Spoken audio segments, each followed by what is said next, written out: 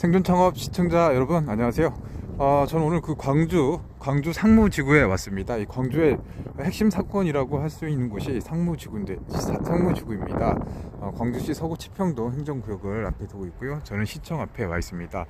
사실 제 방송을 보시고 이 상무지구 상권에 대해서 궁금하시다라고 좀 문의를 주신 분이 계셔서 오늘 시청에 볼 일도 있고 해서 온 김에 간략하게 제가 알고 있는 대로 상무지구 상권을 설명드리도록 하겠습니다.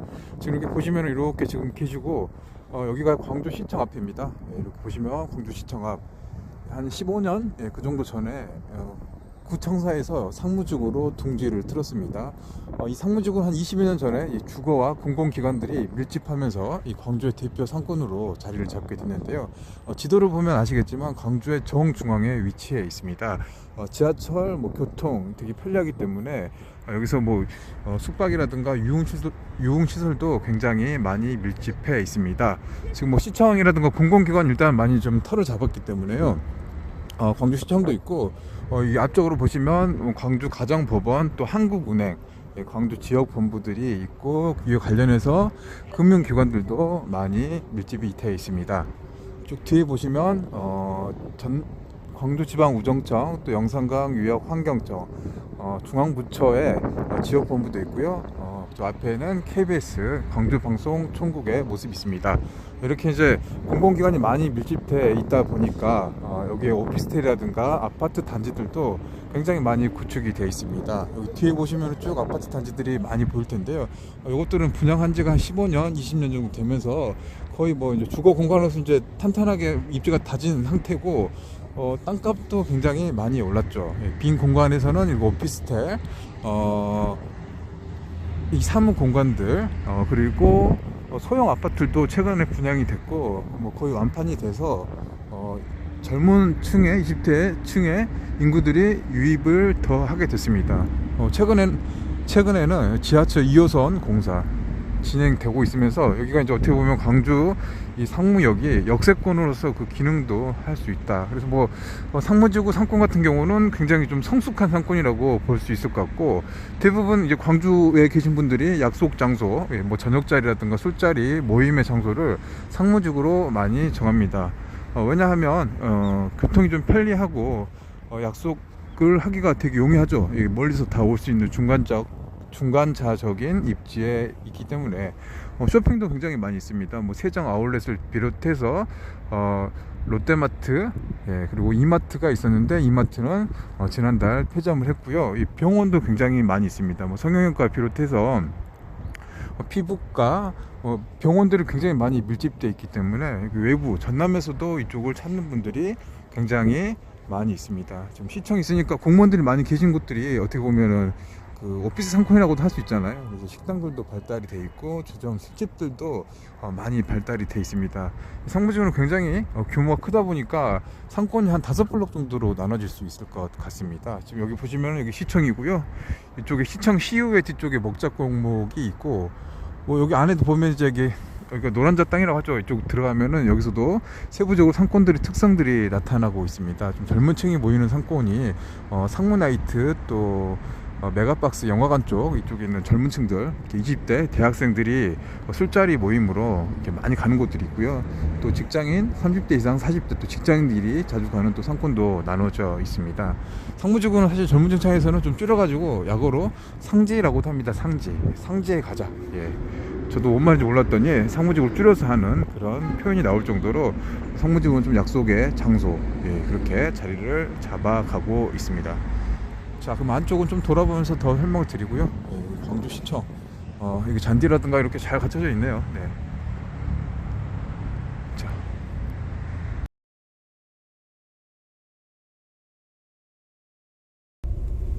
지금 차로 이동하면서 설명을 드릴게요. 이 상무지구 굉장히 좀 넓어서 걸어서 일일이 하기는 굉장히 좀 힘듭니다.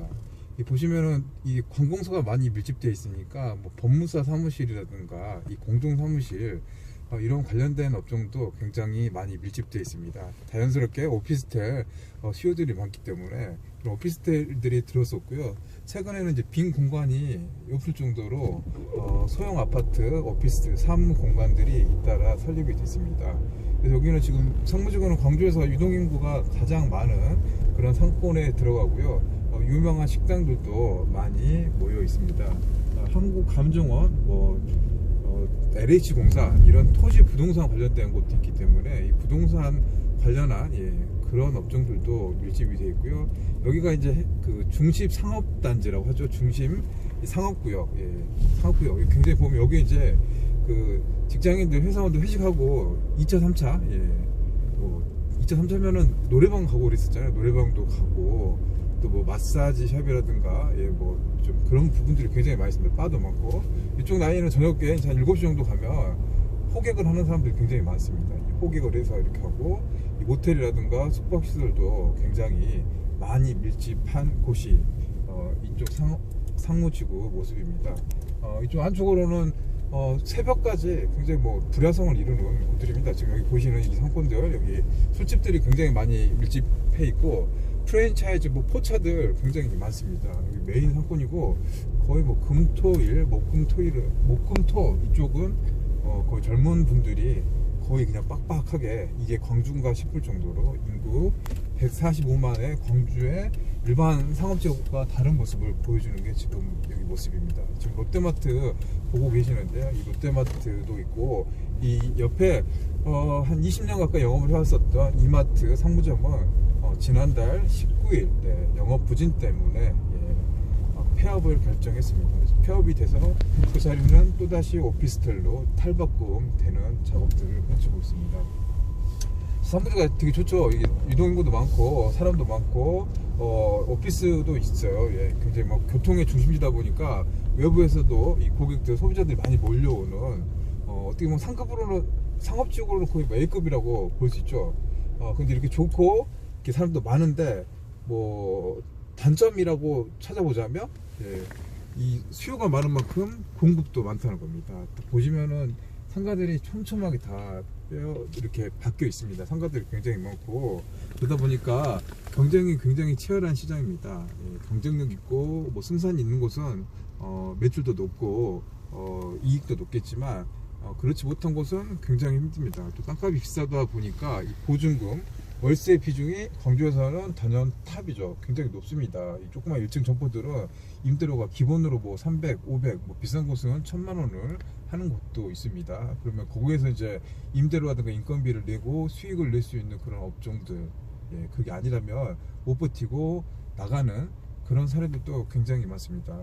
상권이 굉장히 크고 업종이 많다 보니까 저도 이제 광주에서 자영업을 하고 있으니까 제 주변에서도 이 상무지구에서 자영업을 하고 업을 이렇게 하시는 사장님들도 많이 계세요. 근데 그분들이 잘 되신 분도 계시지만 또 그렇지 못한 경우도 많습니다.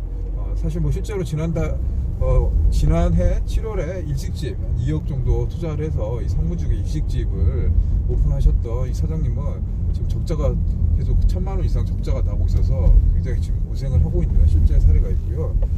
방금 보셨던 그 포차가 밀집한 곳에서 한 40평 정도의 이 포차를 권리금 한 1억 정도 주고 인수해서 영업을 했었어요. 장사가 다 잘 되니까. 근데 아쉽게도 거기 포차도 1년 버티지 못하고 권리금도 제대로 받지도 못한 상황에서 이렇게 나오게 돼서 마음고생을 많이 했었던 그런 이야기를 전해 주셨어요. 그리고 제가 알고 있는 또 돈가스집 사장님도 여기 앞쪽에 아파트 단지 앞에서 돈가스 배달업을 하셨습니다. 그분이 고향이 군산인데 군산이 좀 경제가 좀 어렵다 보니까 군산을 떠나서 광주에서 돈가스 배달집 1년 정도 운영을 하셨는데 그게 생각보다 잘 안 돼서 가게를 좀 내놓는 그런 사례들도 있습니다. 이게 다 이렇게 넓고 이게 하지만 이게 쉽진 않아요. 자영업이 그래서 어려운 거겠죠. 자, 상무지구는 보시다시피 도시계획이 잘 갖춰져 있는 곳이고요. 김대중 컨벤션 센터 이렇게 해서 컨벤션 사업들이 여기 잘 되고 있습니다. 그래서 지금 이 센터도 지금 증축을 하고 이렇게 진행이 되고 있어요. 그래서 호텔들도 특급 호텔들도 잇따라 들어서면서 좀 또 외지인 또 관광객들의 유입이 또 기대되는 그런 상황입니다. 이 좋은 점들이 많은데요.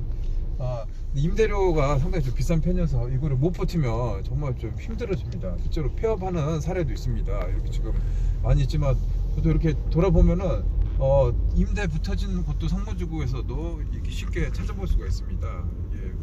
장사는 잘 된 것 같아도 이게 버티지 못하는 이 고정비 비중이 너무 높아서 이를 버티지 못하고 폐업을 하는 사례들도 심심치 않게 나타나고 있는 곳이 이 상군지구 상군이라고 보시면 될 것 같습니다. 실제로 저하고 친하게 지냈던 형이 있는데 형이 한 200평 정도 되는 되게 큰 샤브샤브 그런 매장을 운영했었습니다.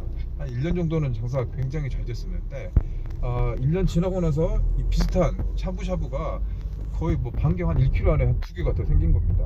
그래서 투자가 굉장히 많이 됐었어요. 한 1억 정도 투자가 된 대형 식당을 운영을 했었는데 결국에는 그 어려움을 좀 버티지 못하더라고요. 경쟁도 치열해지고 또 임대료가 굉장히 비쌌습니다.